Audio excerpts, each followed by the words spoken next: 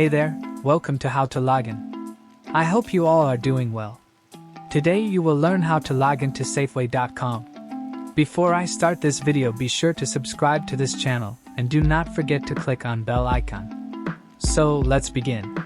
In order to log into the Safeway Club, you first have to register for a Safeway Club card, and the process is very simple. At your local Safeway store, head to the customer service desk and ask for an application. Once you've finished filling out the application, the store associate assisting you will give you a card. So, to log into Safeway.com, all you need to do is go to your web browser and type sfwysds.safeway.com in the search bar and hit enter. Now sign in with your organizational account by inserting your employee number or user login and password and click on sign in button. I hope you guys like this video. I will see you in the next one.